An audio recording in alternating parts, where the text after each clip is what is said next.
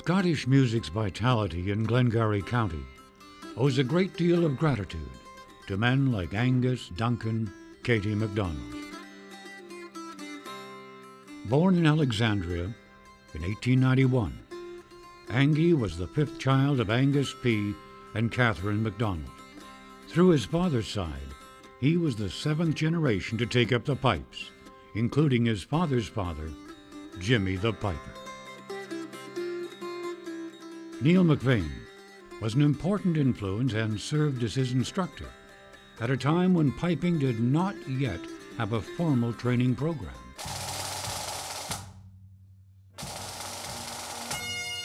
In 1909, when Angie was 17 years old, he joined the pipe band for the 59th Battalion, which later evolved into the 154th Battalion, Canadian Expeditionary Force. He remained in the battalion throughout the First World War, and he married Janet Ann MacDonald during this time.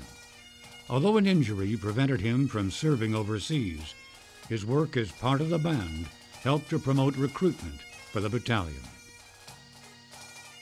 After the war, he continued to play with the battalion band.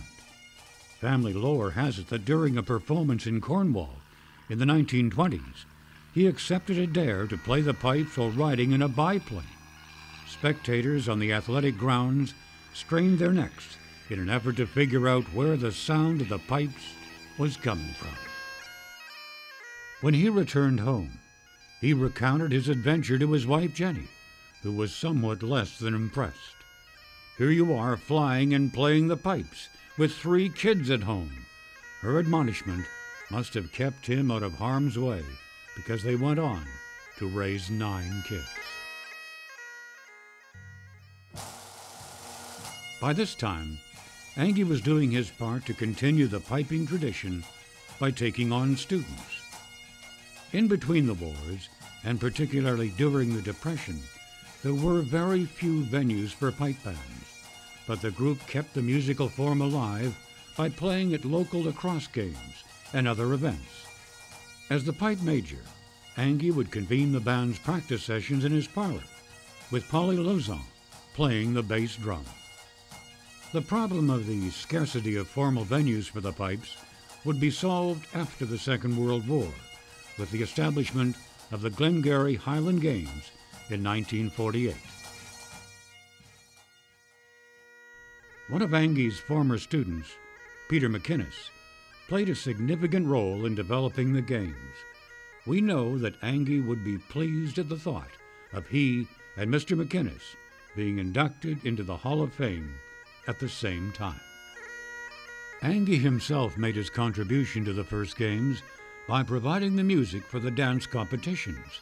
He continued to play at the annual event over the coming decades.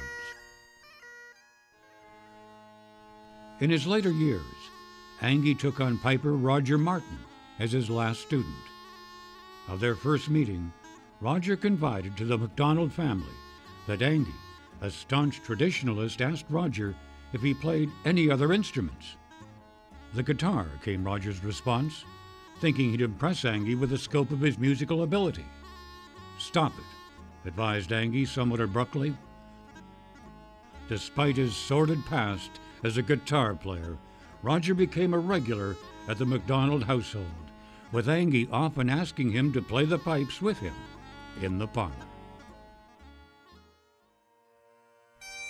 By the early 1970s, Angie's health was failing. He spent his last days at Glengarry Memorial Hospital, in and out of consciousness, with his hands still fingering out tunes on an invisible chanter he held to his chest. "I wondered if he was auditioning for St. Peter," recalls Angie's youngest son, Yon. His daughter, Margaret, and daughter-in-law, Martine, were there for the last words. "The pipes," Angie sighed. Days later, when his wife, Jenny, asked her daughter to repeat Angie's dying utterance, Margaret said that he had clearly called out, "Jenny." "I think it was a worthwhile lie," says Margaret today.